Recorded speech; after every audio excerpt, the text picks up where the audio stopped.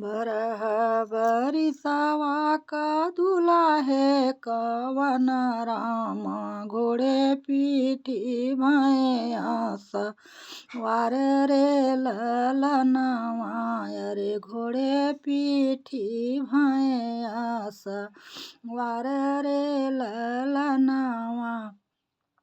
गलियाँ की गलियाँ दुल्हे घोड़ा दावरावै अरे हेरै लागेनि ससुरु दुआर रे ललनवा अरे हेरै लागेनि ससुरु दुआर रे ललनवा।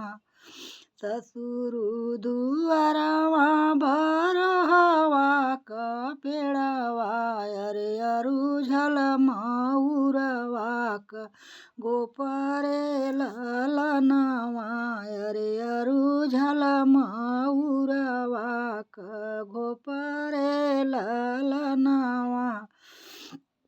अरे भीतरऊ बाटू की बहरे कवनी देई थामिल मऊरवा क गोपरे ललनवा अरे थामिल मऊरवा क गोपरे ललनवा। कसबउरन मोरे ससुरु क पुतवा अरे के हो मती मारे बा तोहार रे ललनवा अरे के हो मती मारे बा तोहार रे ललनवा।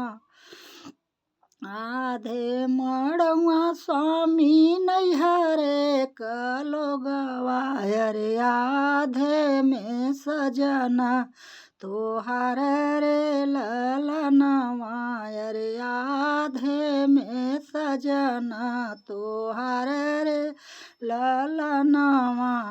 अरे कैसे कथमी स्वामी मऊरे क घोपवा अरे दुआरे प बाबा मोर ठाढ़ रे ललनवा अरे दुआरे प बाबा मोर ठाढ़ रे ललनवा।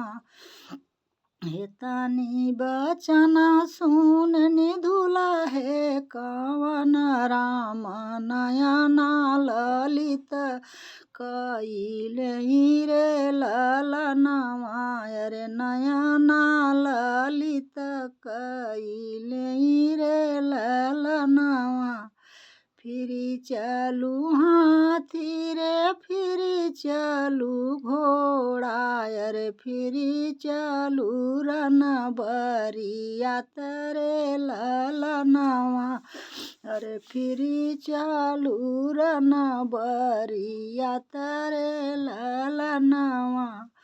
ससुरु के धेरिया के अब न बियाहबै अरे बलु हम रहबै कुंवार रे ललनवा अरे बलु हम रहबै कुंवार रे ललनवा।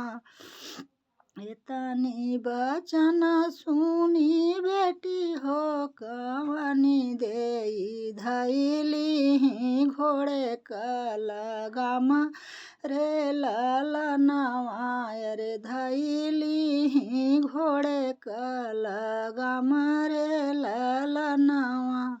तोहरे करन प्रभु बाबा के छोड़ले अरे छोड़ी दिहा पिठिया क भाई रे ललनवा अरे छोड़ी दिहा पिठिया क भाई रे ललनवा।